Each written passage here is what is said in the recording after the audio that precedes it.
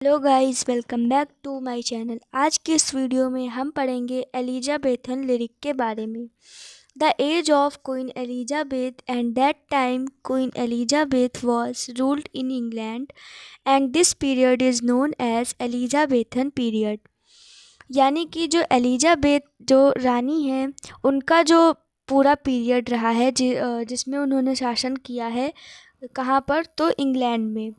तो उसी जो समय है जिस दौरान वो रानी रहीं इंग्लैंड में, उस पूरे समय को ही एलिजाबेथन काल कहा जाता है। This age of English literature is the first period when songs and lyrics were flourished to the great extent.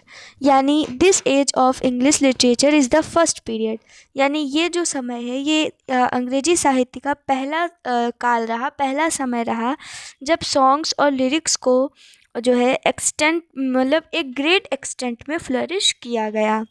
Elizabethan lyric was greatly influenced by the heavy atmosphere of the 15th century. यानी Elizabethan lyric जो है वो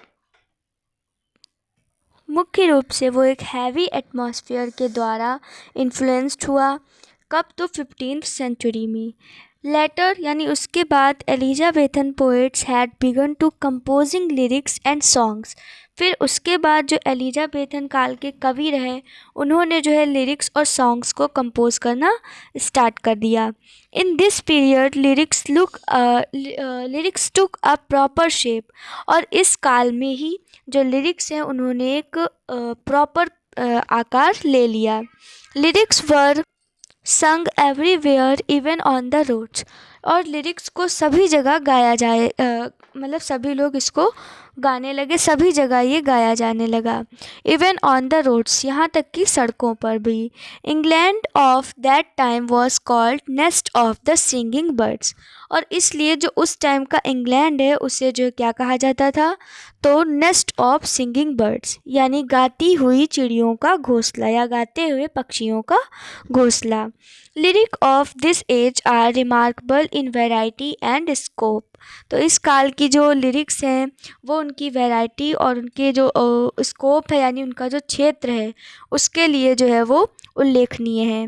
दे are perfect in style and their theme was eternal. यानी वो सभी अपनी शैली में एकदम परफेक्ट हैं और जो है उनकी थीम जो है वो बहुत ही ज़्यादा इटर्नल है। फिर है like praise of gods, war, enjoyment and love. तो इसकी जो थीम्स हैं वो क्या क्या हो सकती हैं, जैसे कि ईश्वर की प्रशंसा, युद्ध, या फिर आनंद और प्रेम। Love was the most natural theme of songs and lyrics of that period. तो जब एलिजाबेथन पीरियड था तो उस टाइम जो लिरिक्स का सबसे कॉमन, सबसे नेचुरल थीम अगर हम बात करें तो वो थी जो है लव, प्रेम। तो उस एलिजाबेथन टाइम में ये बहुत ही नेचुरल थीम होती थी लिरिक की। As love was the permanent subject of lyric poetry. जैसा कि जो प्रेम है वो लिरिक की जो लिरिक पोइट्री है उसका एक परमानेंट सब्जेक्ट होता है। मतलब उस टाइम में प्रेम को जो है लिरिक का एक परमानेंट सब्जेक्ट माना जाता था। There were pastoral songs, love songs, shepherds, feeds, flowers, birds, fairies in lyric of that period.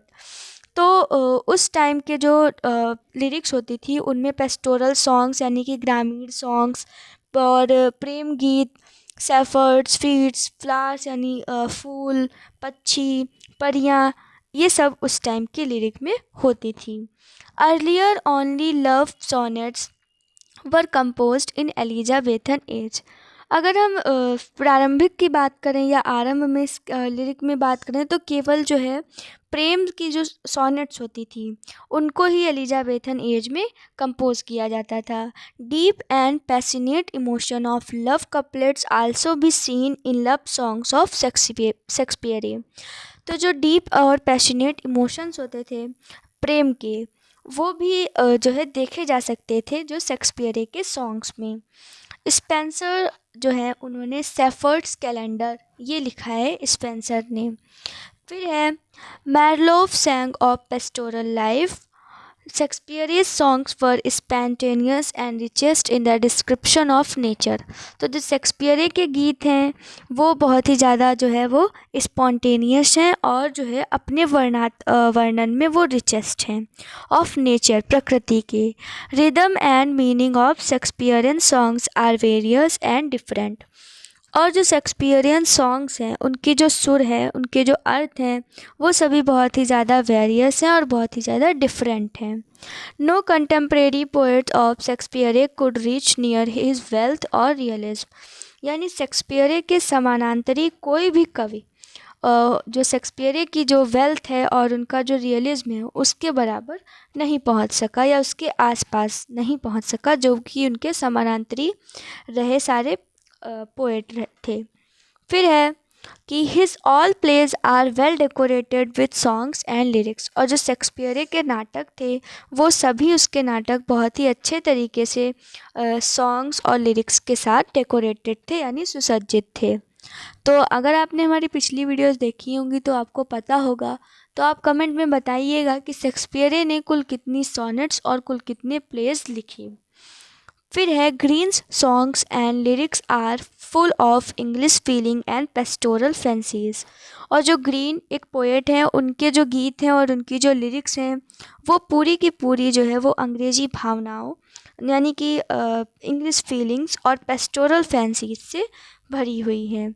ड्रेटन की अगर बात करें तो उनकी ड्रेटन का उन्होंने लिखा है हॉली एल्बॉइनिस, ये उनकी बुक है।